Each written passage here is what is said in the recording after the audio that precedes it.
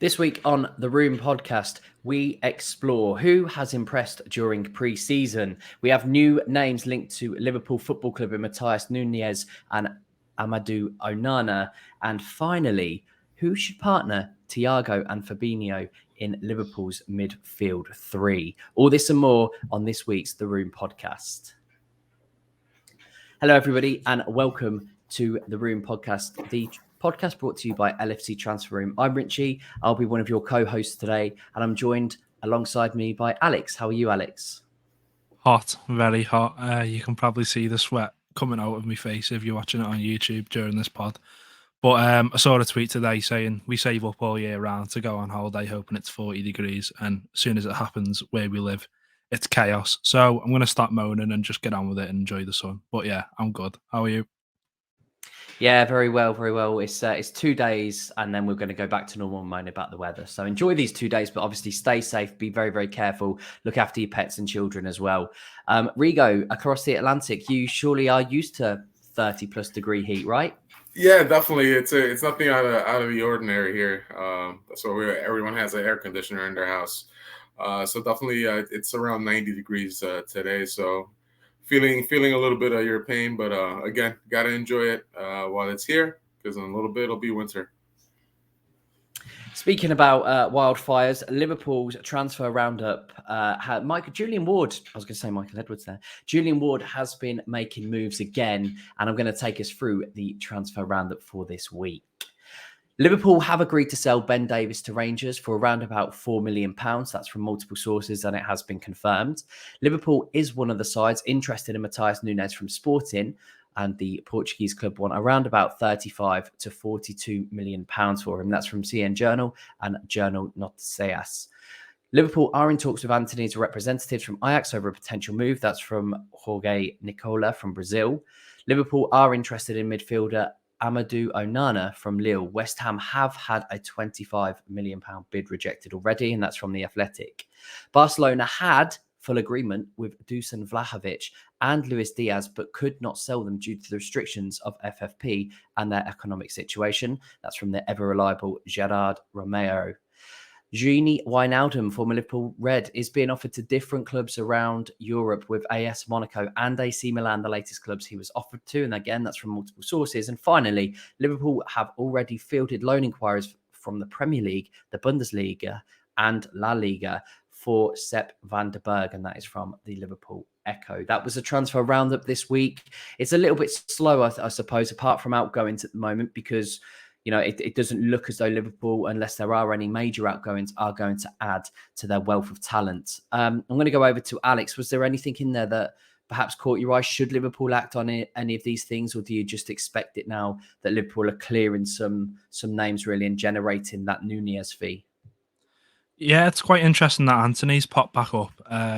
About maybe a month ago now in the pod, we were discussing him because he was linked, but since then it's looked if he was going to go anywhere in England, it would be United. So I'm surprised to see him back up there. He's got 11.6 progressive carries per 90, 12.2 progressive passes per 80. So we looked at how well he does it progressing the ball when we last talked about him, and we said he's quite similar to Luis Diaz. So we don't really understand. Well, I don't why we'd go shopping for something we kind of have at home already.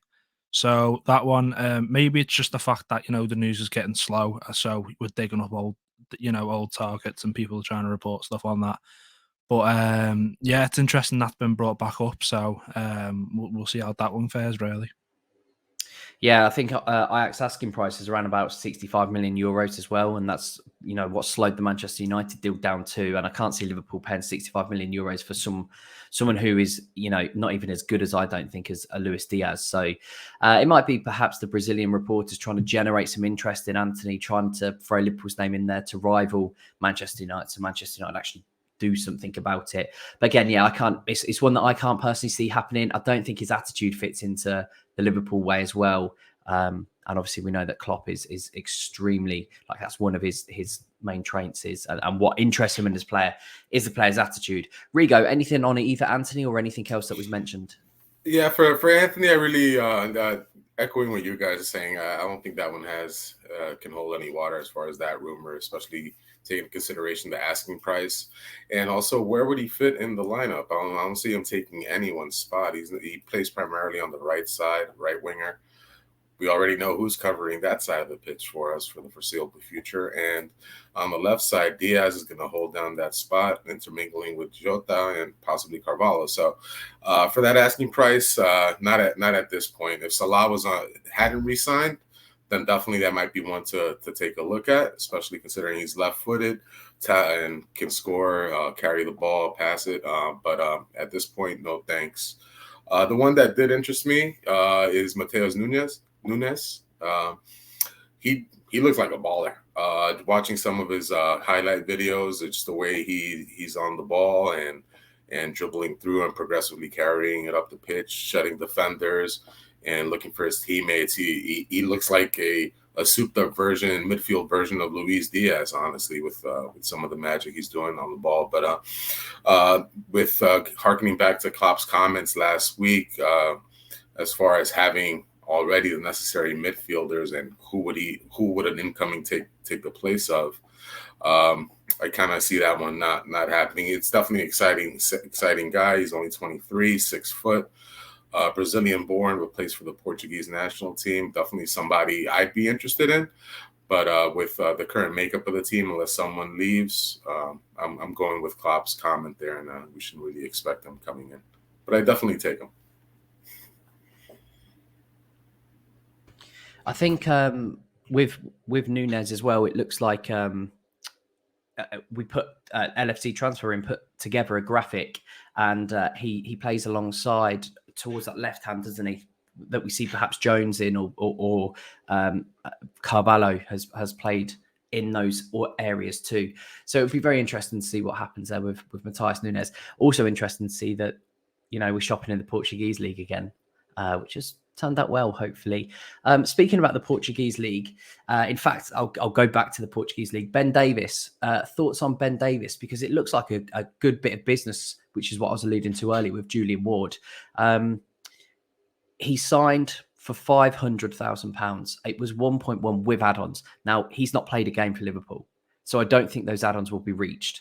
So we've sold him for £4 million. Is that a good deal, do you think? Should we have kept hold of him? I've seen some things on, the socials and some reports saying actually we probably could have done well to keep hold of him, gave him a few games and then sold him for perhaps double that next season. I mean, Alex, what are your thoughts?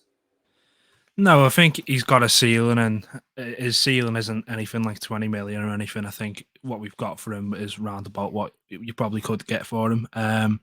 There's players higher in the pecking order, Phillips, who aren't going to get a game again, most likely this season. He was brought in when obviously we had that horrific crisis with our centre-halves a couple of seasons back. So just making a profit on him. Yeah, it's good business, and sometimes, the business aspect in football is obviously, it's really important to get right, and this is another sign of Liverpool getting it right. So I'm fine with the sale. I couldn't see him breaking into the team or getting any minutes anytime soon. So yeah, probably the best for all parties on this one. Yeah, definitely agree.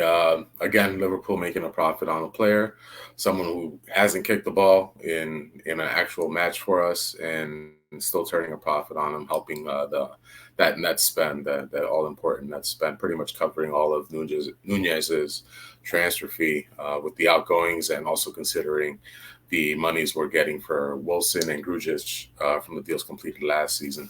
So definitely, like you were saying, Alex, he wasn't going to see the pitch at all. Hadn't seen the pitch even in our cup matches. So to get anything close to that $4 million, including add-ons, is a great move.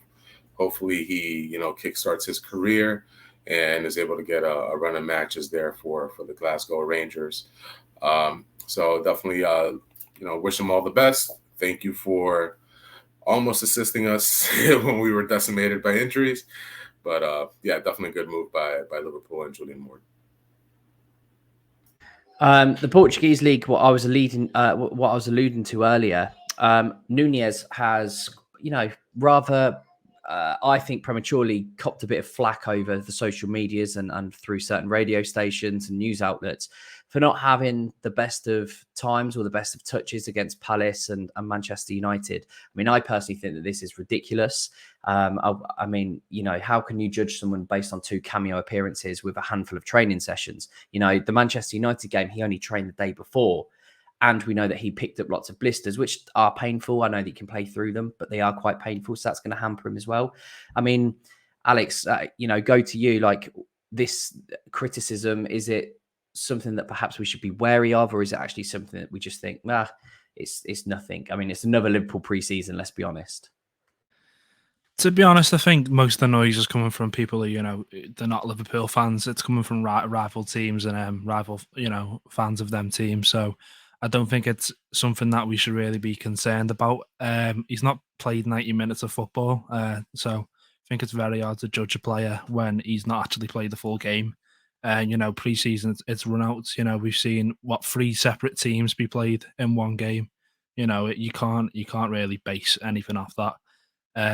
Even when he's playing in a team that, half of it's youth, maybe one he had Salah next to him, but yeah, it's mix and match, and it's warm-ups, isn't it? It's just getting some minutes in the legs. I'm sure you agree with that yourself, Rigo. Yeah, definitely. You can't read pretty much anything into preseason except health at this point. You're just trying to get a good run out, build up the stamina for these players, get some kilometers on their legs, get them ready for the season. With the abbreviated training time that he's had with the boys, you can't really expect too much. He did have that clear chance there against Man United, but he also had a defender diving at his legs, and he kind of he couldn't shoot it straight in. He had to kind of elevate the ball. But from what I've seen anyway, watching both preseason matches, he's making his runs. He's a definite target there. He looks speedy. He looks powerful. Bravo and Trent are already looking for him. You already see Salah looking for him, trying to combine with him. And again, you can't really read into too much with the match action, but from what I have no worries as far as the quality that he's going to bring, and also the end production that he's going to bring in as well. He looks like a player, and he's already showing that, based on the commentary and in interviews, that he's already impressed his teammates. So that's the number one thing to do. Just going into the squad, it's a brand new country, brand new language. He's still getting about learning some English. So definitely, it's going to be some growing pains. Definitely can't expect him to kind of light the league on fire like Luis Diaz did. It'd be awesome, but we can't really expect it with any new signings coming on board. So we've got to give him some time and trust in Klopp and Pep, because they, for all the incomings that we brought in, they've managed to elevate their game and elevate Liverpool's game as well. So just give it time. Enjoy watching these guys run around, watch our new signings, and watch our academy products, which is definitely what I'm kind of looking for towards the most, as far as seeing what the academy has and who can kind of fit in and provide some assistance if needed, depending on injury. So no concerns on my end for Nunez. Let him run, let him play, and once the season really does kick off, I expect him to do great things. Yeah, I absolutely agree. It doesn't help as well when a player like Diaz comes in and his first game is, his first few games are man of the match worthy. It sets a stupidly high bar to try and meet going on. So we've talked about the new signing up front, obviously the record breaker Nunez. A new signing actually recently, got into a poll of who to start next to Fabinho and Thiago, as Ritchie alluded to earlier. Firstly, we'll get into the results of that. Naby Keita came fourth in that. He divides opinion, Keita. What's yours on him, Rigo? Mine is that he should not be our regular starter. He can definitely contribute. He's a squad player to me at this point. We've shown, or Klopp has shown at least, hesitancy to rely on him in big matches, as is. So in going along with history, not only for Keita, but also what Klopp and management has shown in the past. I see him more, rotation player, squad player. So definitely not someone I would peg in the starting 11 day in, day out. For the other choices that we put out there, and thank you everyone for your responses. We tweeted this out from the LFC Transfer Room account on Friday, asking your guys' opinion who should start next to Thiago and Fabinho. And in the choices that we included was, as you said, Alex, Naby Keita, our captain, Jordan Henderson, Fabio Carvalho, and of course, Harvey Elliott. And as you said earlier, Naby came in fourth. Coming in third, actually, surprisingly, is Hendo. I'm not really sure if that's we're already bored with Hendo and what he can provide, or is it kind of covering ourselves, kind of seeing him as the backup to Fabinho and kind of making sure we're not playing both at the same time. But what do you think of Hendo finishing third in that poll? I think it continues the trend of him being, underappreciated a bit. To be honest, I go through spells of Henderson where I'm a fan of him, and then all of a sudden I'm not too hot on him. I think if he's going to play anywhere in midfield, it'll be in an 8 on the right hand side. I find watching him when he's in a 6, almost like he stands on the feet of the defenders, and he comes to receive passes that don't necessarily need to be made. Almost like he's overdoing it, and he's trying too hard to do too much. So definitely think he's better, just slightly further forward in the midfield 3. I would have definitely had him higher. There's obviously a player in there he's not played a competitive game yet, and he's higher. So obviously we appreciate all the votes on the poll, but maybe it is just the hype on this one, pushing him further down and someone else further up. But he's definitely he's 1 or 2 without a doubt, really, isn't he? You can't really judge other players yet before they've played a competitive game. So I was definitely surprised to see him, that low down. Yeah, I was as well, and kind of unsurprisingly, at least from the match action and for these first 2 preseason games, coming in second, Fabio Carvalho. He's definitely shown some great creativity on the ball. Definitely courage. He's not afraid of standing up to players and taking them one-on-one. What are your thoughts so far on what you've seen in the 2 preseason matches? Really sharp, surprisingly sharp, to be honest. I did a piece on it, an analysis piece a few weeks back, and I did expect them to drop into the midfield and play on the left hand side, like we were talking about Nunes before this, in that sort of pocket on the left. So I've been impressed with what I've saw, but I just don't think that a player looking good doesn't warrant him being over the club captain, who he's not brilliant on the eye at times, and he's not going to pull out all these tricks and flicks. But been impressed. But come on, he's got to have a season, never mind a competitive game, before you start throwing him above Henderson and even Keita. But I love Carvalho. Don't get that twisted. I just see him playing a bit further forward as well at times. Yeah, it's kind of that meme where you see the guy turning back and looking at the girl while he's holding on to his current girl. That's what I kind of feel like with the Fabio boat there. But yeah, he looks a player, and I'm sure that's kind of what's leading folks to want to see him starting. And going to the winner of the poll, another youngster by the name of Harvey Elliott, who provided an assist in the match against Crystal Palace for our captain, Jordan Henderson. What are your thoughts so far on how Harvey's doing?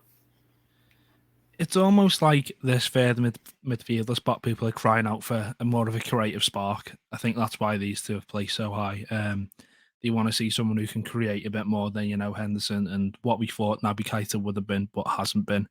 So it doesn't necessarily surprise me that he's at the top of the voting. He was immense at the start of last season. It looked like he was about to make that position his own, and then obviously his injury cut all that short, and he didn't quite get back up to speed during the end of last season. But yeah, he's looked sharp this pre-season. Got an assist in the last game. He's looking really good. It's just whether that's his position or whether he takes minutes rotating with Salah on the right. you know, he could do really roles. Either roles really. So I'm not opposed to it. But again, it does he deserve to just nip Jordan Henderson 2 places? Yeah, I'm not sure.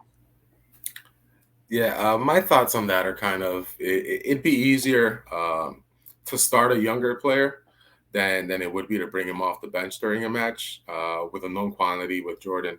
You know, you can bring him in to help see out a match, a 1-zip, 2-1 game, you know, making sure that you escape with 3 points, kind of calming things down, making sure that, you know, we're playing with the right mentality, and he's not afraid to get it on after people if they're not. So that's kind of my line of thinking as far as starting with.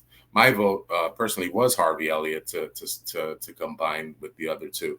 And for that reason, that you mentioned before, the creativity, the eye to pick up spots and spaces, and that eye for the pass, just like he laid it off to Jordan.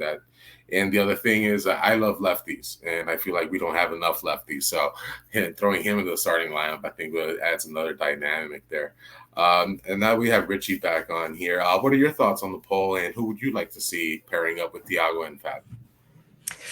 I think it's horses for courses. If it's, I don't know. I think Henderson offers so much more leadership and, you know, solidity in that lineup. I don't think that you will see those three line up very often, if I'm honest, because, you know, injuries are piling up on them. I would like to see almost a Matip Konate deal going on, and that's where Henderson does start playing, and he does start in there, but he slowly gives more and more minutes, you know, to Harvey Elliott, and we perhaps see Henderson more in cameo roles like we have in Matip, you know. So I would like to see that sort of progression, because I think if you drop Harvey straight in, whilst he was fantastic at the start of last season, you know, before the injury, it's a lot of pressure, you know, for Harvey Elliott to come in and do what he does, especially not being a natural midfielder. So I'd like to see Henderson start there and perhaps give more minutes to Elliott. And, you know, I'd love to see Curtis Jones come through as well. I really would. I think this is the season that Curtis Jones has to come through. And if it doesn't work for him this season, I think there might be bigger question marks, because there always is about Curtis Jones. You know, I've said it before. I think he's a bit of a scapegoat at times, much like I think Naby Keita sometimes is too. But I think Jones, being Scouse, being English, you know, having so much promise and game time at the start of his career really set him quite high on a pedestal.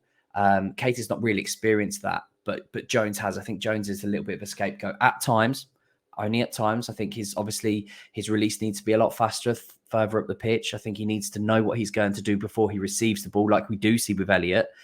But I would love to see Jones, you know, make that position too. But with the handover perhaps from Henderson. So yeah, it's good, because not so long ago we were talking about the lack of options in midfield. So, you know, debating who partners Fabinho and Thiago is a good debate to have, because it does show actually Liverpool do have quality and depth in that midfield section. Yeah, definitely. The 5 subs for this upcoming season definitely gives us a chance to kind of mix and match and kind of play around with those combinations. I know everything from Klopp's interviews that he's very excited of having the multitude of options and kind of provide a different look when the match suits, and also keep the other teams on edge, knowing that they can't game plan for the exact same attacking philosophy and players each and every single match. So personally, I'd be excited to kind of watch a midfield of Carvalho, Thiago, and Elliott just go full on creative. I know it'd be a little light defensively, but holy cow, when we have the ball and holding on to possession, that would be insane to watch those 3 work. I think also the question has to be asked, what system Klopp is going to play. Now, obviously, I know that he has been playing in 3 midfield, but we've spoken on this podcast before about playing a double pivot and someone as a 10.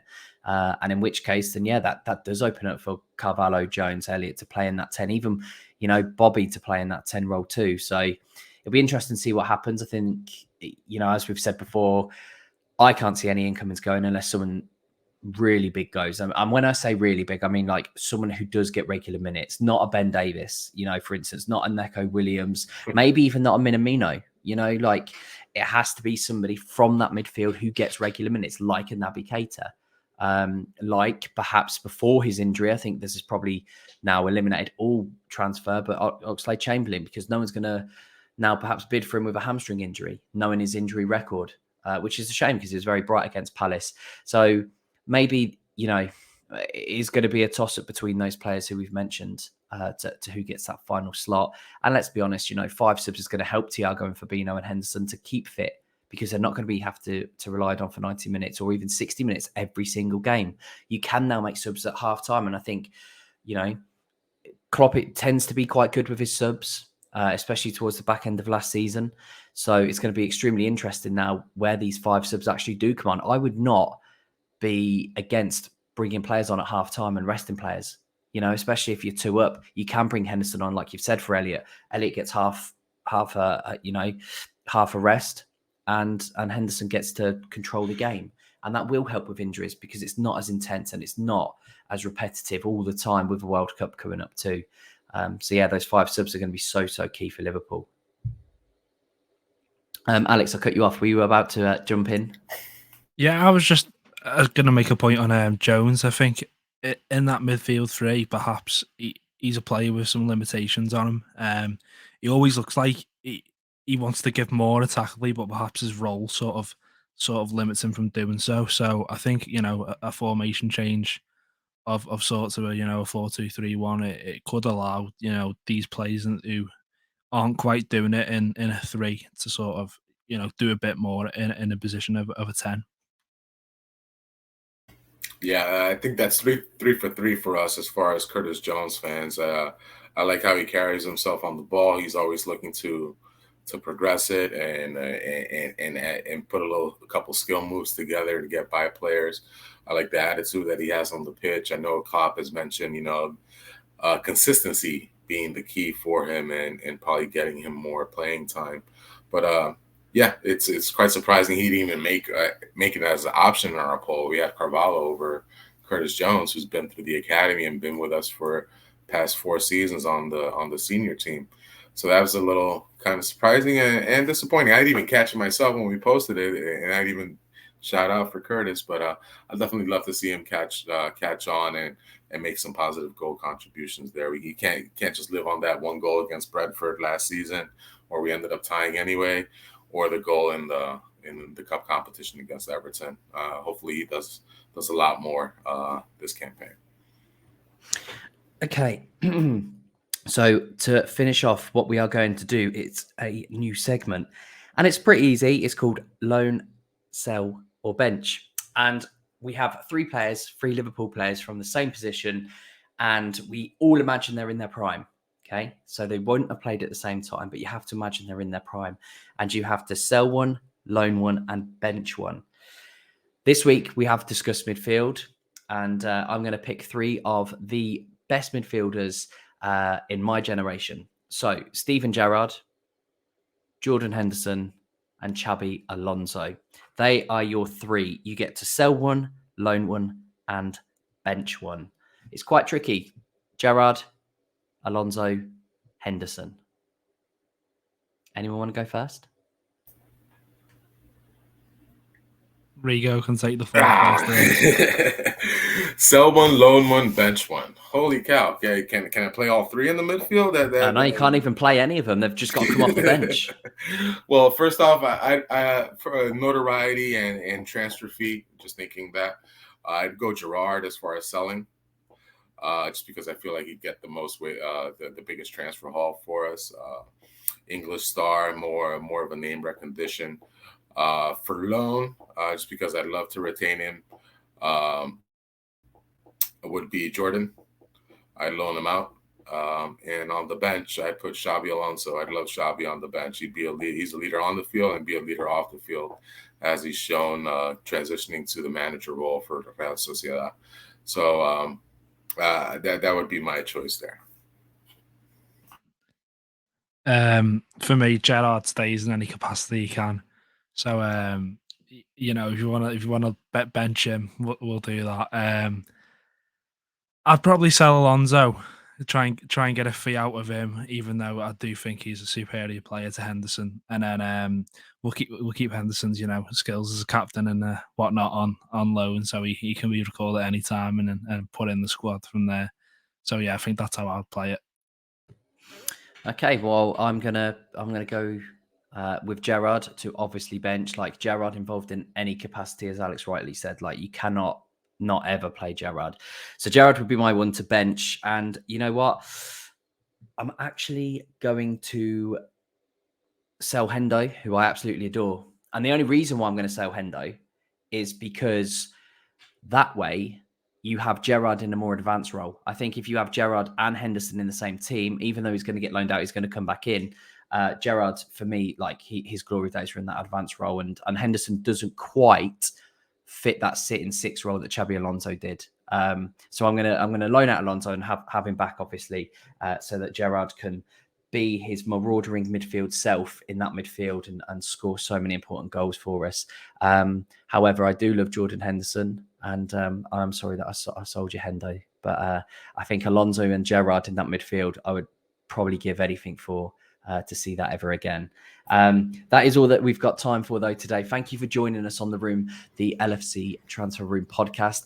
Give us your opinion, give us your shout outs. I'm sure that one of us or both of us or all three of us are wrong, like at times. So please do put in the comments. Football is subjective, so make sure that you interact with us, and we'll get the polls going, and we'll get next week the keep, sell and loan to you guys and see what your polls say too. Okay, but from now, I've been Ritchie, Alex and Rigo. Thank you so much for joining us. Stay safe out there, take care, and as always, up the Reds.